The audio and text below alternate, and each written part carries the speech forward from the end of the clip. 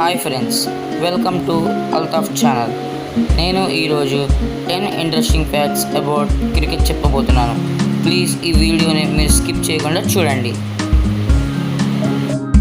Number 1, Jayasimha మరియు రవిశాస్త్రి గారు 5 days test మ్యాచ్లో వీళ్ళిద్దరే బ్యాట్స్మెన్గా ఆ 5 డేస్ మొత్తం వీళ్ళిద్దరే ఆడారు. గ్రేట్ కదూ.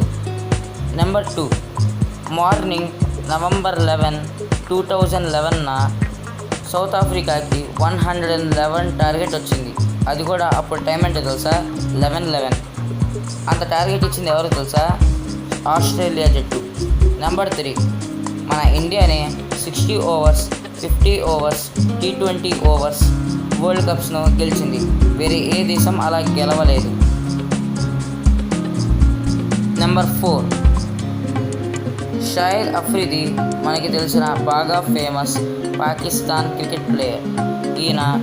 ఆయన ఓడిఐ సెంచరీని తొందరగా ఏ బ్యాట్తో ఆడారు తెలుసా? మన సచిన్ గఢ్ ఆడిన బ్యాట్తోనే అండి. నెంబర్ 5, క్రిస్ గేల్ గారు. ఆయన ఫస్ట్ టెస్ట్ మ్యాచ్లో ఫస్ట్ బాల్లోనే 6 కొట్టి ఒక అరుదైన రికార్డ్ని స్థాపించారు. నెంబర్ 6, సునీల్ గవాస్కర్ గారు.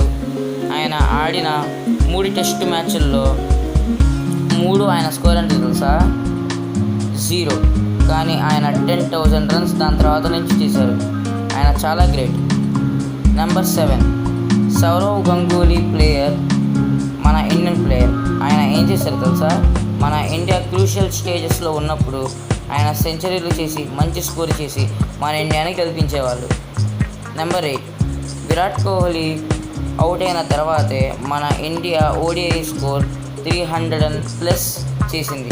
కావాల్సి వస్తే చెక్ చేసుకోండి. నెంబర్ 9, మీకు తెలుసా? మన సచిన్ గారు ఒకసారి పాకిస్తాన్తో ఆడారు. అది ఏంటి? పాకిస్తాన్ ప్లేస్లో ఆడారు. అది కూడా ప్రాక్టీస్ మ్యాచ్లో.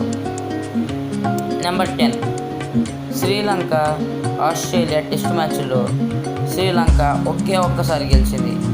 మిగతా అన్ని టెస్ట్ మ్యాచ్లు ఆస్ట్రేలియా గెలిచింది.